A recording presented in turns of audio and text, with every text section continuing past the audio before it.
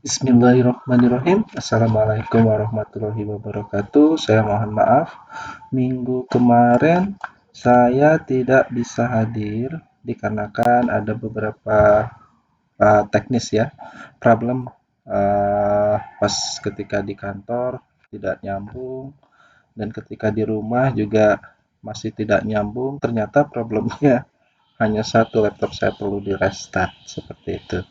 Oke, lalu selanjutnya saya ingin memperkenalkan diri dulu. Eh, Sorry,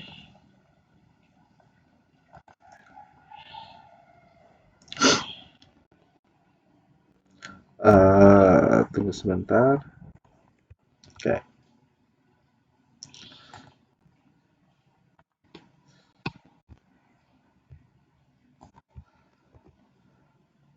oke, sorry.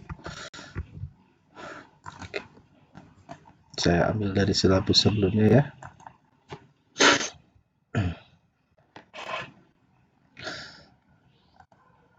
Oke, nama lengkap saya Wuwu Trianto. HP saya ini nomor HP ya. Alamat email, riwayat pendidikan D3 Reka Medis di Apikes Bandung, S1 di SD Alan ya. Lalu di S1-nya juga 2 kali ya, ada di UI ngambil reka medis juga, S2-nya sistem informasi. Oke, kalau pekerjaan saya tahun 2002 sampai 2005 itu di Rumah Sakit Bayangkara ya. 2006 sampai 2011 di Puskesmas Cimahi Utara. Mungkin teman-teman kalau lewat dari dari pus dari ini juga kelihatan. Kalau umpamanya mau ke TEDC lewat ya. Lalu selanjutnya 2014 sampai sekarang di Dinas Kesehatan di bagian program. Selanjutnya kalau bekerja sebagai pengajar sudah dari tahun 2010, dari kakak tingkat kalian yang pertama sampai sekarang. Oke. Itu riwayat saya. Lalu selanjutnya saya ingin langsung aja ke perkuliahan yang saat ini saya ampu. Oke. Ini saya biasanya tim sama Bapak Teguh ya. Uh, Oke. Materi yang kita pelajari adalah hari ini adalah tentang kodifikasi penyakit dan tindakan 2. Oke, kita berbicara mengenai kodifikasi. Aspek penilaiannya seperti biasa, kehadiran itu, jadi total dari nilai itu lumayan. Jadi kalau hadir terus 10% ya.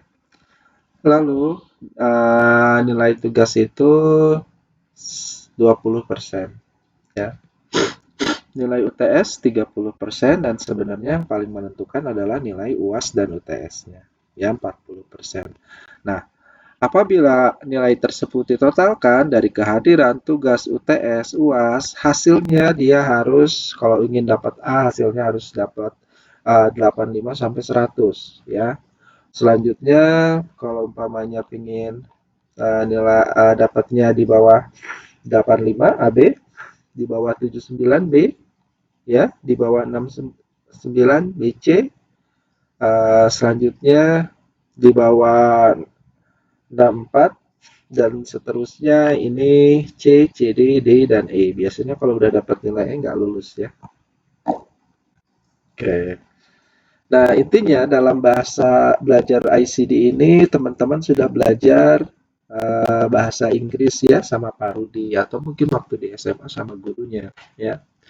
Nah, dalam belajar ICD ini karena pas buku atau handout atau modul yang teman-teman baca itu adalah berbahasa Inggris ya. Lalu selanjutnya ada terminologi medis. Selanjutnya juga ada ilmu penyakit, patologi ya. Lalu ada anatomi fisiologi ya. Nah, saya akan kalau bahasa Inggris mungkin sudah sering direview ya. Saya akan review di pertemuan berikutnya. Lalu statistik kesehatan, walaupun sebenarnya statistik kesehatan ini adalah sambungan dari data ICD. Ntar kita akan, kalau teman-teman akan pelajari mungkin kalau umpamanya ketemu saya lagi. Oke, nah ini GPPP-nya. Kita akan membahas mengenai penentuan bagaimana kode bagi pernyataan diagnosis yang menjadi alasan pasien dirawat, lalu diberi pelayanan, diberi pemeriksaan, diberi perawatan dan terapi, serta kita dilatih untuk memilih kode yang akurat bagi diagnosis yang terpilih sebagai kondisi utama. Ya, lalu ini adalah sebagai tambahan adalah bagaimana kita menerbitkannya di indeks penyakit ya sebagai alat penyimpanan data diagnosis. Nah, satuan acara perkuliahannya ini mungkin belum saya rubah ya karena ternyata teman-teman ini bahasannya itu hanya dua ya. Maka saya tidak ingin terlalu keluar dari dua jalur itu. Nah, pertemuan pertama kita akan membahas mengenai definisi morbiditas, definisi berbagai jenis diagnosis. Oke, lalu selanjutnya ini yang pertemuan kedua ini pertemuan kedua ini tentang review terminologi. 3 dan 4, 5, 6 saya akan perbaiki lagi ya. Oke, saya skip dulu acara perkuliahannya ya karena kita sampai 18 kali pertemuan. Oke. Sekarang kita berbicara mengenai definisi morbiditas dan berbagai jenis diagnosis ya. Oke. Saya ingin berbicara mengenai sejarah morbiditas. Nah, pada saat pembentukan ICD revisi ke-6 ya. Nah, terdapat permintaan para administrator kesehatan ya atau pengelola asuhan kesehatan, lalu juga pejabat kesejahteraan sosial dan peneliti di berbagai disiplin kesehatan akan suatu klasifikasi yang dapat diterapkan di dalam morbiditas. Seperti teman-teman ketahui, pada waktu pertemuan KPT 1 dijelaskan bahwa di dalam volume 1 itu ICD itu awalnya untuk mengidentifikasi kasus mortalitas ya. Nah, lalu maka sejak itu ICD dibuat dengan mengelompokkan data morbiditas di samping kegunaan tradisionalnya untuk pencatatan mortalitas. Jadi sekarang malah kebalik ya, morbiditasnya dicatat, mortalitasnya mulai berkurang untuk dicatat seperti itu. Ya, makanya kalau teman-teman suatu saat bekerja, uh, kode ICD itu malah dipakai untuk pelayanan, ya orang yang datang. Tapi untuk kasus-kasus kematian, penggunaannya makin berkurang seperti itu. Nah, sejak saat itu aspek morbiditas ada yang tahu? Morbiditas ada mortalitas, ya. Morbiditas kesakitan, mortalitas kematian. Oke, kita kembali lagi. Sejak saat itu, aspek morbiditas terus melebar, direvisi, ya. Selanjutnya, data morbiditas semakin banyak dipakai dalam merumuskan kebijakan atau kebijakan dari program kesehatan dan dalam pengelolaan, monitoring dan evaluasi. Data ini juga dipakai dalam epidemiologi, ya, identifikasi kelompok berisiko. Teman-teman mungkin bisa tahu kelompok berisiko lansia, ya. Lah umur dari pralansia itu umur berapa? Ada yang tahu? Uh, biasanya kalau orang dikatakan udah tua itu biasanya umur berapa? Oke, nanti dibuka lagi ya catatannya. Dan riset klinis termaksud penelitian kejadian penyakit pada berbagai kelompok sosioekonomi. Nah, definisi morbiditas, ya, ada yang namanya istilah analisis morbiditas kondisi tunggal. Ini adalah kondisi utama yang sedang diobati atau diperiksa selama episode perawatan kesehatan yang relevan. Ya. Kondisi utama adalah kondisi yang diagnosa pada akhir episode asuhan kesehatan yang menyebabkan pasien memerlukan pengobatan atau pemeriksaan. Diagnosis yaitu penetapan jenis penyakit tertentu berdasarkan analisis hasil anamnesa dan pemeriksaan yang diteliti. Penetapan ini penting sekali untuk menetapkan pengobatan atau tindakan berikutnya. Nah, diagnosis itu dapat dilihat dari segi prosesnya. Yang pertama adalah diagnosis awal, yang kedua adalah diagnosis banding, ketiga adalah diagnosis akhir. Kita berbicara dulu mengenai diagnosis awal.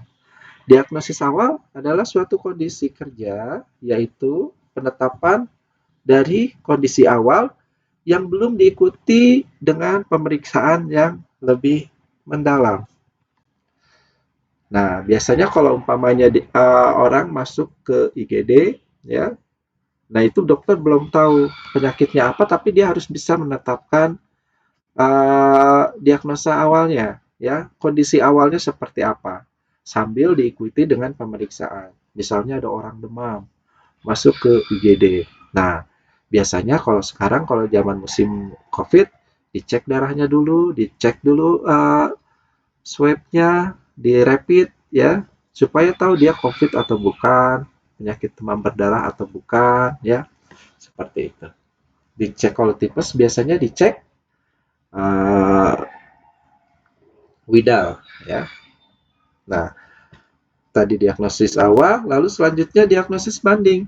Nah, diagnosis banding atau diferensial diagnosis disebutnya, yaitu sejumlah diagnosis yang lebih dari satu yang ditetapkan karena adanya kemungkinan-kemungkinan tertentu, biasanya untuk mempertimbangkan atau pertimbangan medis untuk ditetapkan diagnosis selanjutnya. Lalu selanjutnya diagnosis akhir, yaitu diagnosis yang menjadi sebab mengapa pasien dirawat dan didasarkan pada hasil pemeriksaan yang mendalam. Nah, biasanya kalau diagnosis akhir, kalau di rumah sakit atau di pelayanan rumah sakit yang sudah pasti adalah ketika pasien melakukan rawat inap, ya.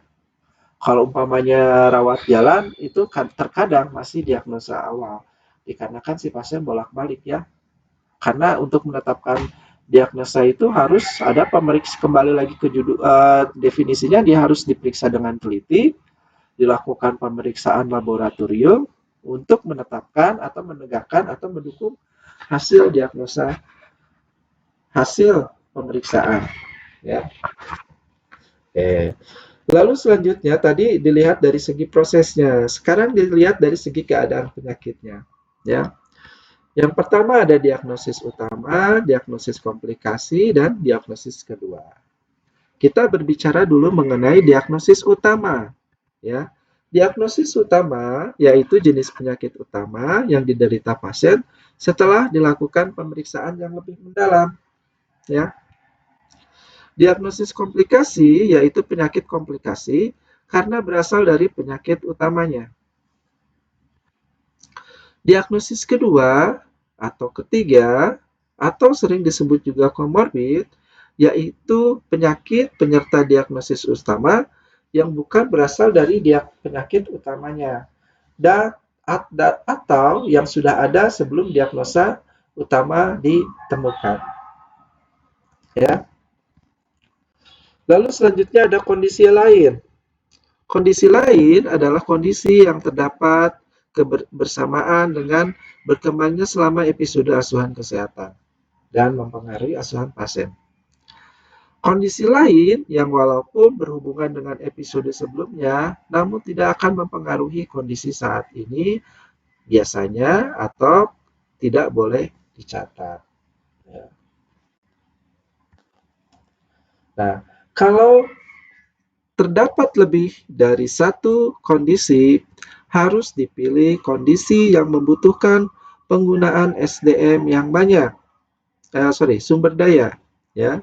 Sumber daya itu ya bisa dari orang, bisa dari peralatan, ya, pemeriksaan lab, ya, gitu. Tindakan, misalnya ada beberapa orang, ada orang masuk ke perawatan, dia ada batuk pileknya, ada panas, ternyata ada kakinya ada borok, ya. Nah, tapi ketika dia dirawat, yang diobati yang paling membutuhkan ini adalah orang yang sakit demamnya. Ya, demamnya disebabkan dari apa, gitu ya. Lalu selanjutnya itu kan perlu pemeriksaan lab. Ya, kalau umpamanya cuma gatal-gatal, dia bisa rawat jalan di rumah. Maka itu yang dicatat uh, atau yang disebut juga uh, kondisi yang menggunakan sumber daya yang lebih banyak. Nah, biasanya kalau umpamanya tidak ada kondisi yang ditegakkan, maka gejala temuan abnormal atau harus dipilih sebagai uh, kondisi utama.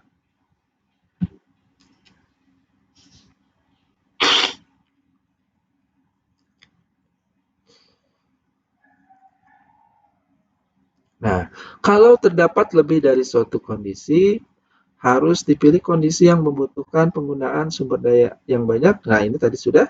Sebagai tambahan, pada kondisi utama, catatan medis harus sedapat mungkin. Ya. Jadi kalau umpamanya teman-teman lihat, kalau sudah bekerja itu ada kondisi utama, harus kondisi utama di dalam rekam medis itu harus tercatat. Ya. Dan juga dia harus terpisah dari kondisi atau masalah lain. Ya, jadi ada kolom yang mencatat kondisi utama, ada kolom yang mencatat kondisi lain selama dia dirawat di pelayanan kesehatan. Oke, oke, mungkin itu pertemuan yang kemarin. Saya akan lanjut lagi ke pertemuan yang kedua.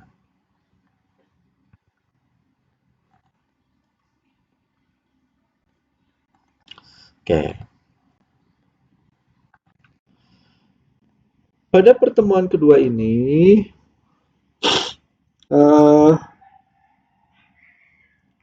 saya ingin berbicara mengenai istilah ya, karena pada saat kaitan dengan pelajaran saya ini, pada saat teman-teman melakukan diagnosa atau menetapkan kode ICD, teman-teman harus paham apa sih nama penyakitnya.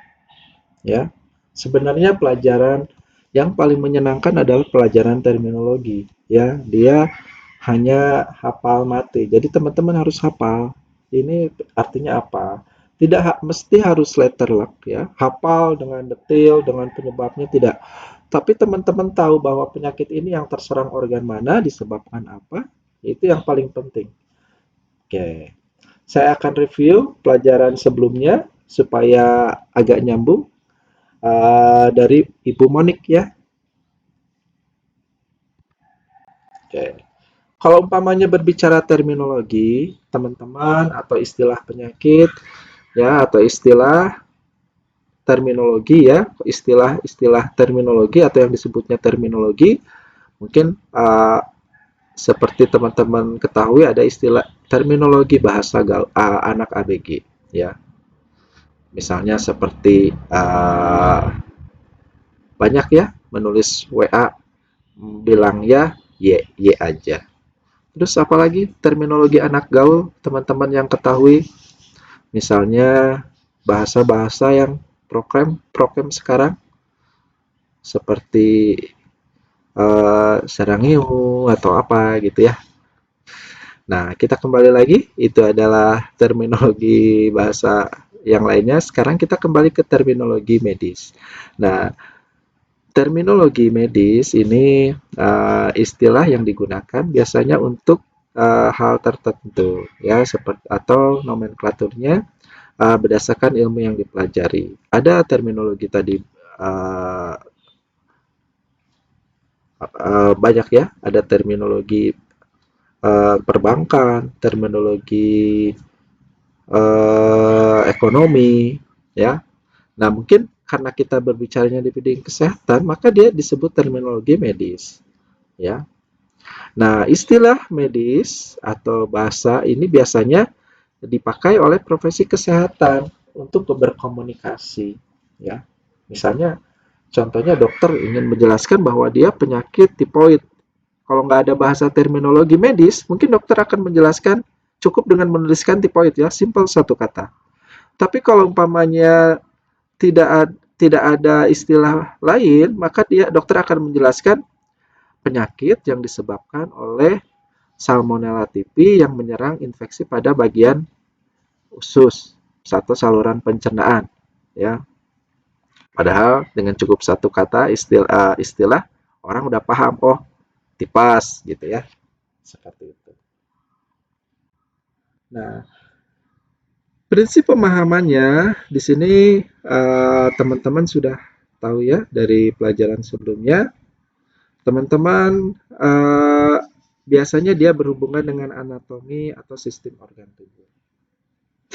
Patologi yang terkait, lalu ilmu kesehatan masyarakat, ya, layanan diagnostik, prosedur terapi medis, ya, istilah kondisi normal ke abnormal yang mengalami gangguan, lalu istilah anatomi biasanya dari kata dasar menjadi diagnosis medik, lalu ada hubungan antara istilah, ya, misalnya ada operasi, simptoma penyakit atau gejala penyakit, dan tindakan medis lainnya. Biasanya, bagaimana cara teman-teman memahaminya? Teman-teman harus mengenal mengenai prefix, root, dan atau suffix ya. Nah, kalau dalam bidang kesehatan sendiri atau di dalam medis tersendiri, sejarah istilah medis itu sudah dipakai secara lama, ya. Mungkin kalau umpamanya yang sekarang ditemukan adalah dari bahasa Yunani kuno, ada bahasa Latin juga, lalu ada perkembangan dari Prancis, Jerman, Anglo-Saxon, ya. Nah, cuman kalau umpamanya teman-teman lihat di volume ICD ketiga dan volume 1 ada ejaan Inggris Amerika yang ya Inggris Amerika ini dia bahasa proklam, bahasa gaul. Jadi dia menabrak aturan bahasa Inggris ya. Makanya dia lebih mudah dipahami kalau membaca Inggris Amerika ya. Berbeda lagi teman-teman apabila teman-teman melihat ICD volume 1 ya, dia menggunakan bahasa Inggris. Ya, maka bahasanya halus. Ya. Lalu selanjutnya ada istilah contohnya ada label, esofagus ya. Sebenarnya bahasanya sama, tapi artinya sama tapi penulisannya berbeda. Lalu juga ada istilah organ tubuh ya dari bahasa Latin, lalu istilah penyakit biasanya dipakai dari bahasa Yunani. Oke. Lalu selanjutnya contohnya di sini adalah istilah sistem saraf tulang ya, medula. Ini biasanya dia karena anatomi sistem medula ya. Lalu kalau umpamanya dia bahasa istilahnya sumsum tulang ya, lalu mielitis kalau umpamanya dia terjadi peradangan bukan merowitis, tapi mielitis. Lalu selanjutnya ada istilah pulmo yang kedua. Pulmo artinya paru-paru, ya.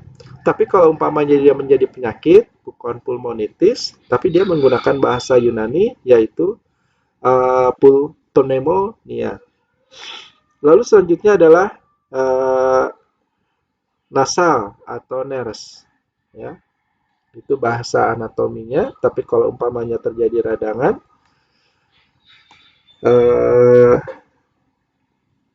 rinitis, ya.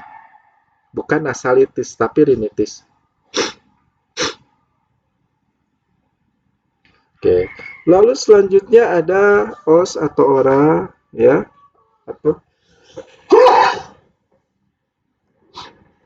istilahnya adalah mulut. Ya, kalau umpamanya terjadi peradangan, stomatitis. Tambah akhiran itis di belakang, ya. Jadi kalau umpamanya teman-teman lihat ada akhiran itis, berarti itu biasanya terjadi radang, tinggal dilihat dia organ kata dasarnya di organ mana, ya. Lalu ada osa, ada osteon. Kalau os itu tulang sama, tapi kalau umpamanya dia uh, menjadi radang, osteitis, radang pada tulang. Nah, kita lihat contoh perbandingan bahasa Latin sama Yunani. Ya, untuk yang Latin biasanya umumnya digunakan untuk bahasa untuk anatominya, sedangkan yang Yunani itu biasanya untuk penyakit. Namun, terkadang bahasa Latin juga untuk kondisi penyakit, ya, dia masih bisa digunakan. Contohnya seperti yang pertama adalah lien, ya. Lien ada spleen, ya. Kalau bahasa Latin itu lien, limpa, ya. Apabila dia terjadi peradangan, maka ditulisnya lienitis. Lalu selanjutnya, kalau umpamanya bahasa Yunani, splenitis. Ya. Nah, di sini teman-teman jangan sampai bingung.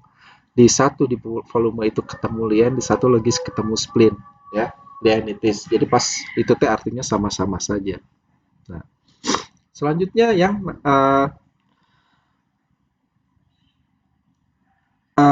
yang kedua adalah mama atau kelenjar payudara. Singular mama, plural mamae, ya. Kalau umpamanya terjadi peradangan, dia tidak menyediakan mamasitis, tidak, ya, mamaitis tidak, tapi mastitis, ya. Lalu selanjutnya yang ketiga adalah ren atau rens, ya, bahasa anatominya. Tapi kalau terjadi peradangan, dia bukan renitis tapi nephritis, ya. Lalu selanjutnya ada os, ya, atau ora, ini mulut tadi sudah, ya. Osteon juga tadi sudah, osteo. Lalu selanjutnya yang kelima ini adalah vesika atau kantung, ya. Tapi kalau umpamanya untuk istilah penyakitnya disebut cis, ya, diambil dari kata bukan vesikitis, tapi sistitis, radang kantung kemih, seperti itu. Nah, lalu selanjutnya pada zaman Hippokrates, ya, pada zaman Hippokrates ini ada istilah ureter, ya, uretitis, ureter, ya, lafal istilah ureter, ya, pipa sempit yang keluar saluran urin keluar dari ginjal, ya, ke vesika urinaria. Lalu ada zaman Hippokrates itu dipakai adalah peritoneum, ya. Peritoneum membran seroresa yang melapisi bagian dalam cavum abdominalis dan vesika vesicera yang ada di dalamnya. Lalu selanjutnya ada istilah meningens atau membran otak, ya. Ini sudah teman-teman sudah tahu, ya. pembungkus otak itu berasal dari bahasa yang diambil dari zaman Hippocrates. Ya, ada durameter, ada piameter, arachnoida. Oke. Lalu selanjutnya bronkus ya, cabang dari bronki atau pipa trakea terdiri dari tulang rawan. Itu bahasa Hippocrates. Lalu selanjutnya ada toraks juga sama dia diambil ya. Kalau torak, kalau pluralnya thorax ditambah s ya. Torak itu dada, ini atau di depan disebut sternum, di samping disebut costa, costae, kalau plural, di belakangnya disebut tulang punggung atau vertebrae, ya, atau vertebra atau vertebrae. Nah, biasanya isinya dari torak itu ada cor atau jantung, istilah medisnya ya, yang terbungkus dari perikardium.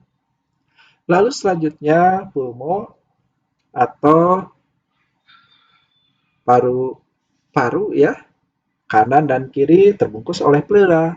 Lalu ada mediastinum structure, struktur bagian tengah dada. Oke, untuk lanjutannya mungkin saya lanjut minggu depan ya, teman-teman. Waktunya juga jangan terlalu lama, mengingat kuota. Insya Allah minggu depan akan saya selingi kuis, jadi supaya waktunya terbayar, ya bisa full. Oke, untuk pertemuan ini saya akhiri. Untuk pertanyaan di skip dulu aja ya. Billahi taufiq wal hidayah. Wassalamualaikum warahmatullahi wabarakatuh.